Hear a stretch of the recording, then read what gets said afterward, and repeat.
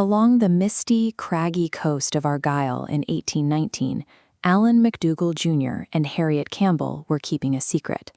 Allan's uncle, Hugh of Inverskattle, discovered their romance and immediately called a family meeting.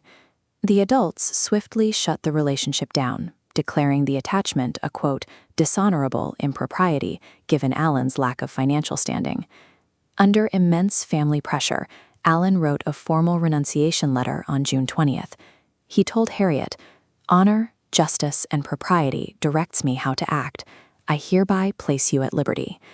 But Allan's sisters, Anne and Mary, immediately stepped in to run a clandestine courier network. They smuggled messages to Harriet, instructing her to completely ignore the formal breakup they had just been forced to stage. Instead of a clean break, they established an 8-year promise, maintained entirely through public obedience and private defiance. That summer, the MacDougall family prepared to leave Scotland. Allan's father, Alexander Sr., and wife Bess packed 9 of 10 children for a transatlantic crossing. They left 13-year-old Margaret behind in Fort William, planting a living tether in their Scottish homeland.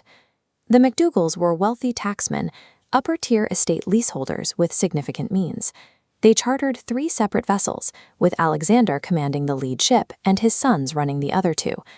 This map tracks their arrival at Miragimish, Nova Scotia. Alexander planned to claim 2,000 acres of unbroken forest there, but the sons refused. Overriding their father, they pushed the family across the water to settle at Flat River, Prince Edward Island.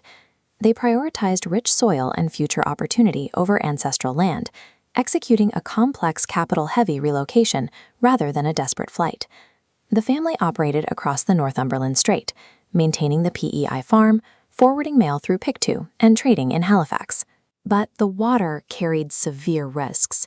As the X indicates, on October 20th, 1824, Allan's brother Archy drowned when the mail packet sank near Charlottetown.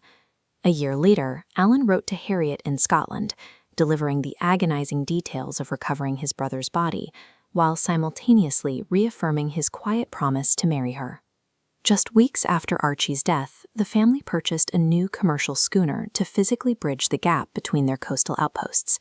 The ocean was a dangerous environment that took their lives, but it also functioned as a vital hinge, allowing their scattered households to survive as a single economic unit.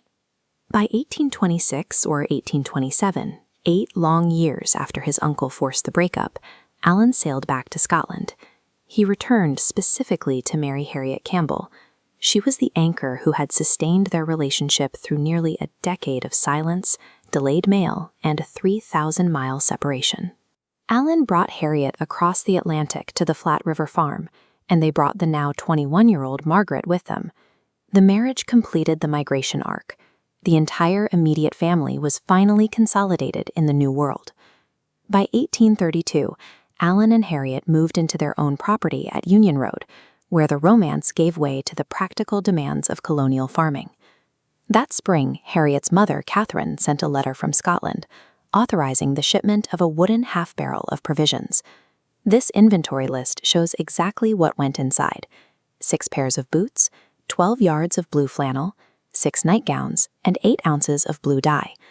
These mundane objects kept the bi-colonial network alive. Sending warm clothes across the Atlantic was a maternal act of household management that tied the 2 shores together. We can read Allan's exact words of panic and devotion from 1819 because someone deliberately kept the paper safe. In the 1920s, Margaret E. Myers, clan daughter of the young girl left behind, spent years carefully typing and annotating these fragile documents into a 196-page binder. Harriet saved the letters, Margaret Moore carried the memory, and Margaret Myers built the archive. The MacDougall archive survives because 3 generations of women collected the raw materials of their history, ensuring the crossing from Scotland remained legible 2 centuries later.